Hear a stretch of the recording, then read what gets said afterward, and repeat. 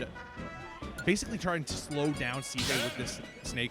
He kind of takes a lot of his gameplay from Apollo Kage, using a lot of the grenades to try and get everything moving off of almost like an explosive, almost like a trade, essentially. 100% here as we come in. Back to the stage, grenades, trading it out. Again, we've talked about this many times. Everyone says that you don't want to be making trades with Snake. He loves that. I do think that Ken is one of the characters that can probably get away with trading a little bit more because, again, we've talked about that rage and the ability to kill so early. But still, you got to make sure you get that lead. And right now, Jahzz0 taking a little bit of control of the stage here, trying to make sure he sets up under these platforms, keeping away from those grenades that'll drop on his head. I think one of the other things that's pretty great to think about in this matchup is watching how CJ was initially controlling space with Jahzz0, putting grenades in front of him to basically challenge that space for Jahzz0 to come through and try and approach CJ in any facet. You can't necessarily auto camp against Snake. The grenades will just take that all the way. But once Jahzz0 gets in, you can see the damage just keeps racking up. Whoa! I was not even paying attention to that C4. I didn't see the C4 there really at all. So, I mean, very sneakily placed that one there. I mean, if you're going to play a spy character, you might as well try to be able to do it. As you can look right there on the edge of that left platform is C4 again, I believe. So, got to be careful when going around it. You can see it finally explodes here. As Jahzz0 is just looking for a way in, and this is exactly what you want if you're CJ. You want him panicking a little bit. You want that down B coming out when it's not supposed to, and getting that first stock. This is huge for CJ because now you can dictate that tempo of the game. Jahzz0 does have to come in, and using these grenade trades right there.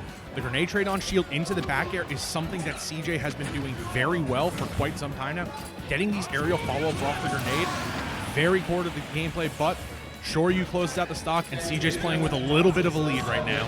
He is. Got to watch out for that C4, though. Yeah, exactly, right there. Even if you're hitting Snake into that knockback situation, that C4 going to pop off right in your face.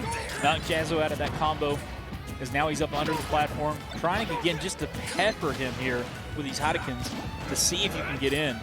But doing a really good job, I think, is CJ of keeping his space, and like you said, using these grenades to just control so much of the area. One thing that I do want to pay attention to is we saw Jahzz0 a couple times has gone up very high to try and challenge CJ on that Cypher. So if you're CJ, you've seen he's been consistently trying to shark you out, whether it's with a Shoryu or an up air. Got to be a little cognizant of whatever we're looking at when it comes to these high recoveries for Snake. That you do here is coming towards the platform here. Let's not forget C4 back towards the middle of the stage there. But right now, not going to matter. Going to go ahead and burn it. As the confirm comes in again, and this is something that we've talked about with Ken. It's the ability to take your stock so quickly, even if you are controlling the tempo of the match. It's so much burst damage so quickly, and such a way to close out stocks with Flourish, whether it's through the initial down tilt confirms and pulling that Shoryu.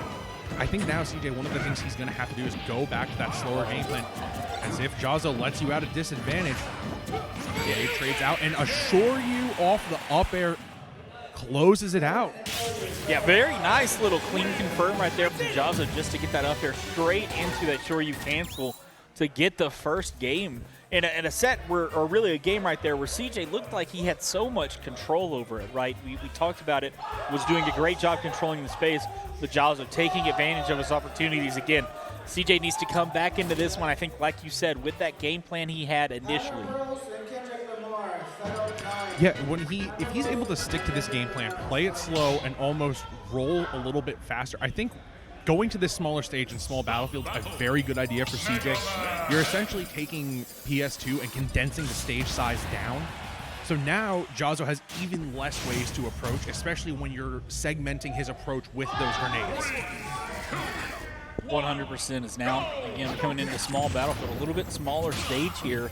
It's not going to give as much room to run away, but that does mean those explosions are just going to be all over the place now, and you can't really kind of run away from them. So we'll see if it works out for CJ, but right now Jahzz0 is doing a great job again of just staying around the middle of the stage, keeping stage control, and that is allowing him to get extended trades as he misses the Shoryu the other way. Yeah, and that's part of the almost the curse of auto turnaround. It might have been a misinput, but when you have these characters that have such great kill power, you have to be a little bit cognizant of when Jahzz0 does land his confirms on you. We saw CJ kind of got put into a corner at 60% and immediately blew up at 100. Now CJ has a huge hill to climb And part of that is going to be using these grenade trades to at least get Jahzz0 past that 100% mark now. Yeah, you got to be able to do that. And to do that, you got to get out of that cyclone all the way across the stage. Maki coming way from one side to the other, putting up a ton of damage here. And now Jahzz0 sitting pretty yet again, but the up tilt is going to say, hey, Ben, you know, I don't have the full jump on my Toryu, but I got a kind of similar motion here that'll kill pretty early as well.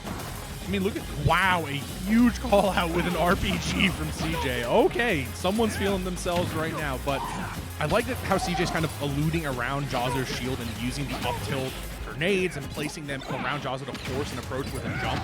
You can see he's playing a semi-calculated risk game with these grenade trades, but now at 117, this is where you have to absolutely respect every tilt coming out from Jahzz0.